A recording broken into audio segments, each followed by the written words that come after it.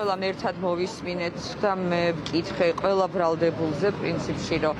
ამ ადამიანებისგან ხომ არ მომდინარეობდა თქვათ ის დაზიანება, რომელიც მან მიიღო, მან თქვა რომ არ იცის რეალურად ვინ ესროლა, მაგრამ თქვა რომ კოლექტიურად ყველას მიმართ აქვს პრეტენზია,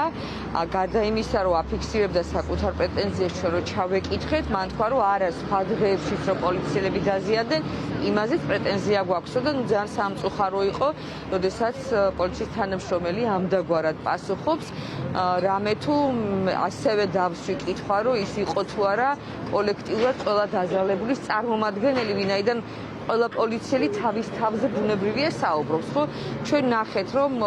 მისი პოზიცია იყო გაბრაზებული ადამიანის პოზიცია და ვიცით, რომ მოწმე მით უფრო პოლიციელი არ შეიძლება იყოს გაბრაზებული და ისინი ყველა ასრულებენ სამსახურებრივ მოვალეობას, სადაც შეიძლება ნებისმიერ დროს ნებისმიერი ექსცესი მოხდეს. თითოეული დღე, რომელიც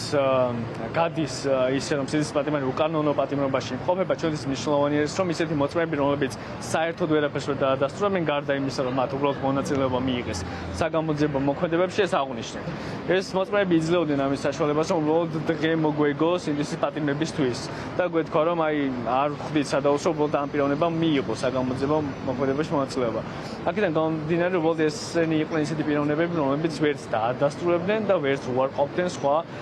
რაიმე ფაქტობრივ მოცემულობას. რევაზ კიკნაძეს სასამართლო მეხუთე პროცესი არ ისწრება და არ უშვებს სასამართლო პროცესზე და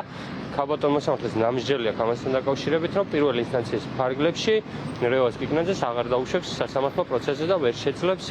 თუნდაც ის მოწმეები, რომლებზეც აცხადებს, რომ მათ წამება და არადამიანი მოპყრობა განახორციელეს, საჯაროდ პროცესზე თავად ამხილოს, მაგრამ მისი ადვოკატი გავაკეთებ ამ ყოფს. მაგრამ რა თქმა უნდა, ჯობდა რომ რევაზ კიკნაძე ყოფილიყო სასამართლო პროცესში.